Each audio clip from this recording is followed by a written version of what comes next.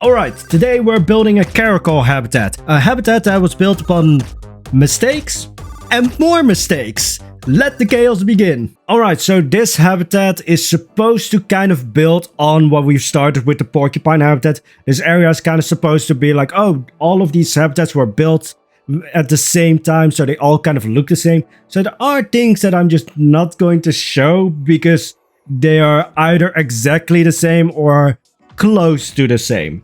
Although I am showing you the mistakes, such as the starting point, which is the fence. So this fence, as I said, is kind of the same. Well, I didn't say it before, but now I'm saying it. But the fence is building on what the fence of the porcupine habitat was. But I think I had the random rotation on because the mistake here is that, well, there's actually multiple mistakes. But the first mistake is you see the giant poles or the long poles where there's going to be the mesh so that the caracals are not going to jump out of the habitat. Well, those poles, they're supposed to be completely aligned with the grid or with the axis. Yeah, they are not. As I said, I might have had put random rotation on and forgot to put it off because, yeah, when it comes to plants and such, I just put on random rotation and then spam them, especially with the rocks. Actually, I just do that, but I sometimes forget to turn it off. And here it just so happens that the poles were probably on random rotation or were just for some other reason not completely aligned, but it was just such a small deviation from being aligned that I didn't see it until the habitat was basically done. Well, not the entire build, but just the habitat fences. And it's especially notable, if you really look for it, it's especially notable in the straight section, because this habitat follows the curves of the rhino habitat. Again, I love the rhino habitat because it's just giving me so many ideas for different habitats, but it's following the curves of that rhino habitat, as you can see with the path. And in those curved sections, you don't really see that there's like the fence doesn't completely align to the grid, because of course the curves kind of distract. But there's this straight section to the right side of the habitat where there's a path going into the staff area where you will notice that, like, oh yeah, it doesn't perfectly align. But then I think that's with a lot of builds. It's like if you look for the mistakes, like if you really try and find them, you will find plenty. It's just if you see a mistake, most times I'm just like, throw rocks at it, throw plants at it until you don't see it. Because sometimes the mistake is just so small that it's just like, am I going to spend a whole day trying to fix this? Or am I just going to leave it be? Because nothing ever is perfect. And striving for perfection will drive you insane. So in the end, I didn't change this. It's the way it is. I know this now for like, oh yeah, future builds, probably check if random rotation is on, because sometimes it fucks with you and puts it on such a small deviation that you think it's completely aligned, but it's not. Anyways, other things for the habitat that are the same are the doorways from the outdoor habitat into the indoor habitat, because we're also going to build the indoor section, which was supposed to be a separate video, but because I went off, because I went on a Baldur's Gate binge, I decided, like, let's put this all together in one video, because then I have an excuse for just dropping off the face of the planet for a whole week.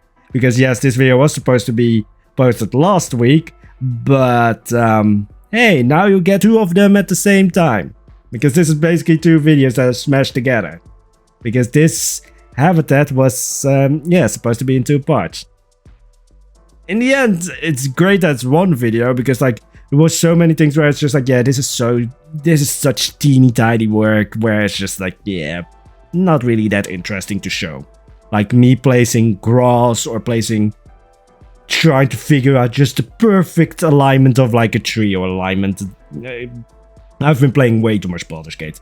But yeah, another mistake when it comes to the fences and the actual habitat So you might have seen in the last video in the porcupine habitat that I used the recolorable tree trunks to mimic rock walls.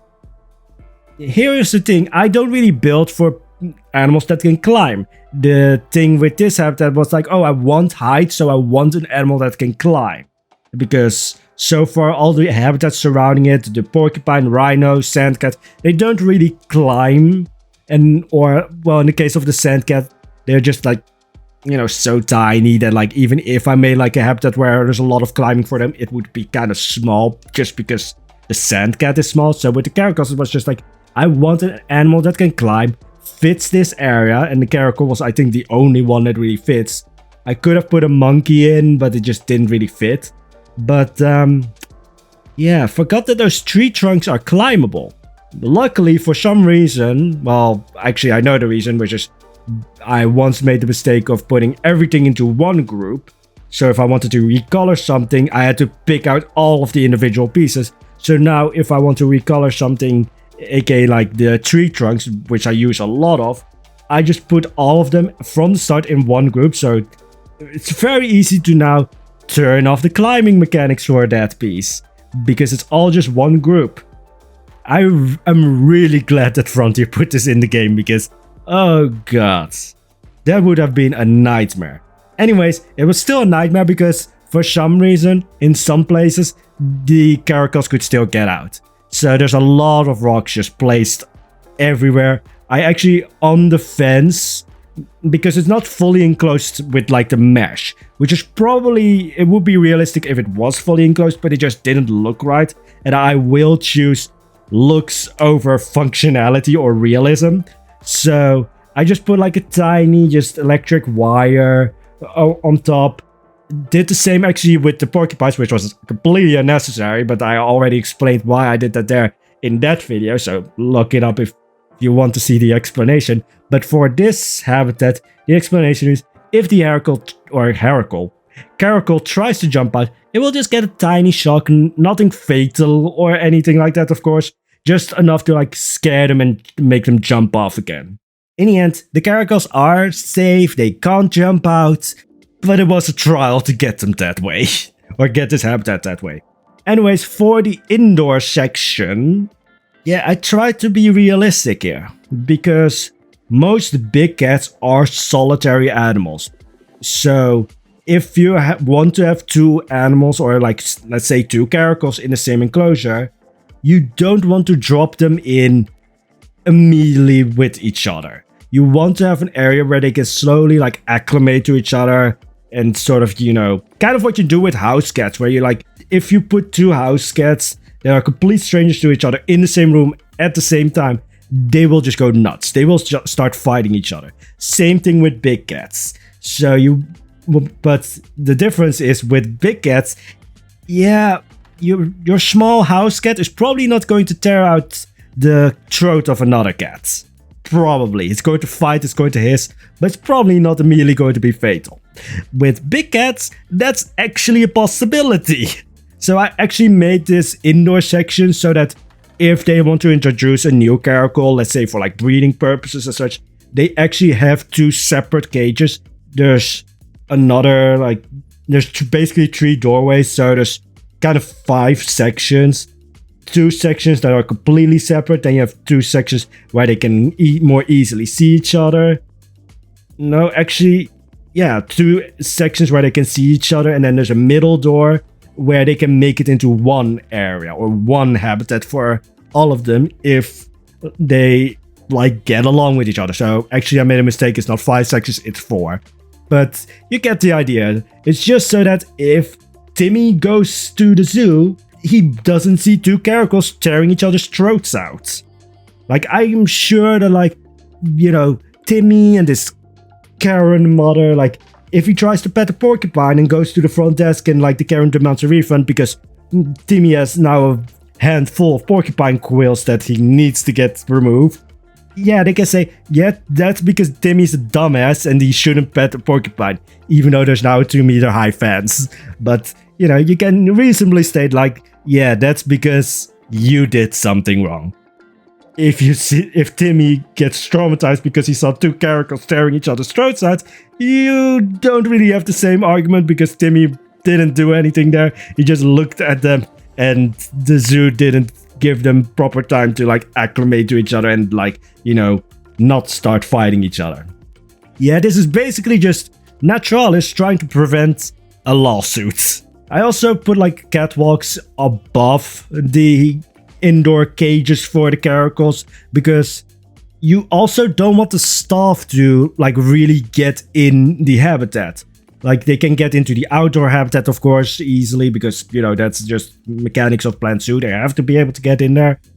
But probably they would first have all of the caracals in these indoor sections before keepers are allowed to get into the outdoor habitat, and vice versa, where if they want to clean this indoor section, they first put the caracals outside so that there's no direct contact between the keepers and the animals, because at the end of the day, they're still wild animals. They might be more, you know, is the right word for it? They might be more used to humans and such, but at the end of the day, it's still a wild animal. It will react to things. And most of the time, that can be very detrimental for the humans involved.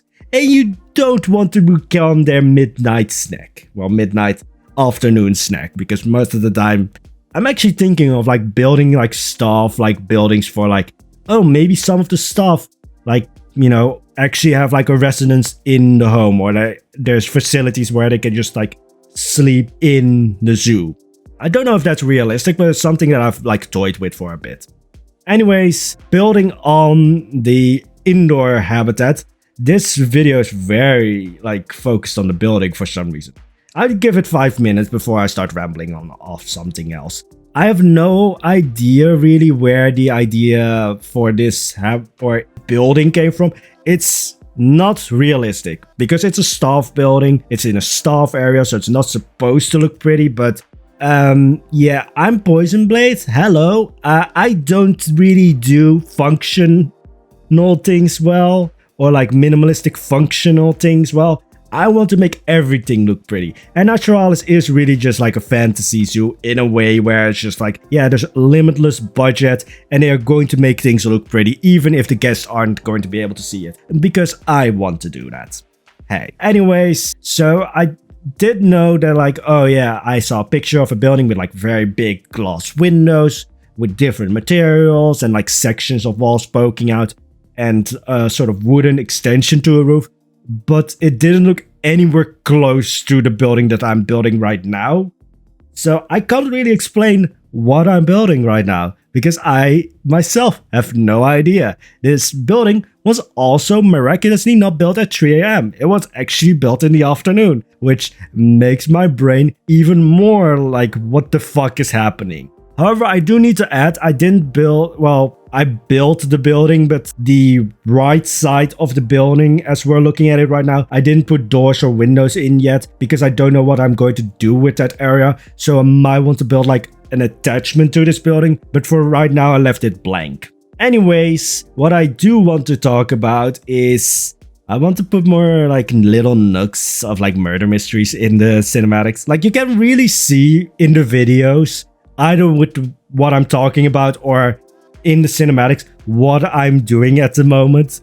Because in the last video, I was watching a lot of Five Nights at Freddy's videos because I think like the DLC, like the Ruin DLC just came out. So I was watching that a lot. And yeah, you could see it in the cinematic because as soon as I put in like that door to the sewer, I immediately knew like I want to put this in the cinematic as if there's a murder happening. I also just... This is one of the reasons why I want the entertainers from Planet Coaster to come into Planet Zoo. Like, how great would it be to have, like, a red panda mascot walking through your zoo, entertaining people or entertaining the guests, which is realistic because some zoos are going that way where they now have mascots. Most often, they are animal mascots or they're, like, safari-type mascots. But that would just be very... just nice to have like mascots or just entertainers in your zoo. And most people would say like, oh yeah, because realism, make the guests happy and such. And I'm just here like, it would just work really well with a murder mystery that like in the sewers of Naturalis, there's 500 bodies. Because Peter, the mascot, or the red panda mascot, has gone insane. Or he has been possessed by a demon. And now he's murdering everybody. Yeah, you have very much different people when it comes to playing Planet Zoo. Oh yeah, I love the animals. Murder mysteries. I mean, I like the animals, but I also like just like visual storytelling. Because especially with like cinematics, there's never like, well, there's sometimes like singing, but there's never like words or anything in it. So I just like the idea of a mascot going insane and starting murdering. I do believe that like the mascot then wouldn't target children, so your kids are fine. They will just become orphans. This might be a bit too dark for Planet Zoo. But then what did you expect from me? Like, I never make serious videos, and I'm really big into like storytelling and such. I like telling stories. Well, not telling stories, writing stories. I don't want to tell stories. I just want to write them down and then just see the chaos. What was the word? See the chaos. Let's just move on because I lost the word in the plot for that. Anyway, so yeah. That's why I want mascots and entertainers to just go in with the storytelling of a murderous red panda mascot. Of course, it has to be a red panda because you would never think that a red panda mascot would be evil because red pandas just sleep the entire time. I really sometimes, when it comes to like, oh, red panda and squirrel, as I said multiple times before, the squirrel icon or like the squirrel like branding of the channel was completely accidental. I was just like, yeah, I want a fun animal that's just not serious at all. And then the more I went into it, the more I was just like, yeah, it really, really fits when it comes to how I make my videos. And then the red panda is just like, oh yeah, because I also like to sleep a lot. I'm also just like, I wouldn't say I'm cute, but yeah, I wouldn't harm a fly. Well, flies maybe. Ants definitely. I don't think anyone is surprised that I was the kid who enjoyed just torturing ants. I never set them on fire, but when you have like an anthill under like with like the pavement and you have like the small little hills of sand where the opening is, I would just constantly enjoy messing with the ants and just closing that up and such. Like, I wouldn't go out of my way to like actually kill the ants. I would just mess with them. So maybe torturing is not the right word. Messing with ants. And then for the longest time I was afraid of bees and such, but now I'm just thinking, oh, they're cute, especially if they're fuzzy. Hornets and wasps are still evil. Mosquitoes are demonic. Snakes and spiders are cute. Snakes are just danger noodles. Like, they're just cute. Like, even with like the weird eyes and such. Snakes are cute. Unless they open their mouth. I just like the blip. Blip. Like, that's the only thing that I think of when I think of snakes. Blip. I think everybody now knows what I'm talking about. Just the tongue just sticking out and just going blip. Like, no animal is ever scary if you just attach a weird sound to them. That's how I trained myself out of being afraid of snakes. Just envision the word blip whenever you see them. Blip. Because if it's a weird, cute word, it takes away the scariness of it. Spiders are fuzzy. Or at least like the big tarantula ones. They are fuzzy. Isn't it also usually that like the bigger the spider, the less venomous it is? Like, you should be afraid of like the smaller spiders, because usually those are more venomous. Like the big spiders, they're like, yeah, their bites will hurt. Definitely will hurt. But, besides that, they don't really do much. They won't kill you. They will eat a lot of pests. Like, this has actually become just a thing now. If I'm ever just walking around in my room and I see a spider, I'm just like, you go, girl. Get those mosquitoes. I just leave it be. It's just like in my room there's not enough insects, so I know that it's going to die eventually and then it will disappear. I don't know, like for some reason, like I see a spider and then a day later or even an hour later it's just gone. But the moment that I see it, I'm just like, yeah, death to all of the mosquitoes. I support a mosquito genocide now that I think about it. But like really, what benefit do mosquitoes have? I think one of the like arguments of like keeping mosquitoes is like we don't know what would be coming in their place, but then it's just like, yeah, we didn't know what would came in the place of dinos, and now we have quokkas. Like that's one of the animals that I really want to have in Planet Zoo, but I don't think a lot of zoos have them, so it wouldn't be kind of like realistic. But then not a lot of zoos have giant pandas, so yeah. Frontier, give me quokkas. Also give me puffins. Like those are the two animals I think that I like really heavily want to advocate for adding into Planet Zoo. Usually I don't really care about like what animals they add because I'm the builder. I don't really care too much about the animals itself actually. But quokkas are just, you know, they are cute and friendly. And they just look like there's no thoughts going behind those eyes. And I love it. I love it when I just look at an animal and there's just like, yeah, there's nothing going on behind those eyes. There's just happiness and cheeriness. That animal doesn't know politics. Doesn't want to know politics. It just wants a hug. And that's what I think with quokkas. Also with puffins. Even though puffins look a little bit smarter, but still, it's just like, you're cute. And also just the idea of just having more like semi-aquatic animals. Most animals in Planet Zoo are semi-aquatic, but with puffins, it's just like, I want another bird. I want birds. I also want more reptiles, like big reptiles that we can put into habitats and not in enclosures. I don't know which big reptile. I know very few reptiles actually, now that I think about it. Like I really hope that like some of the snakes, like I've said this before, but I really hope that like before Planet Zoo came out that like a lot of the snakes would be in habitats and not in enclosures, because I just like the idea of like having tiny enclosures or tiny habitats. It's just really nice to like fill up a space and not put like a box there. There's probably like a mod to put snakes into actual habitats. I want to kind of stay away from mods. Not that there's anything wrong with mods, but I'm just too lazy to install them. So yeah. Anyways, back to the actual build. So this is normally a thing that I would actually cut out. The thousands of rocks that I'm placing.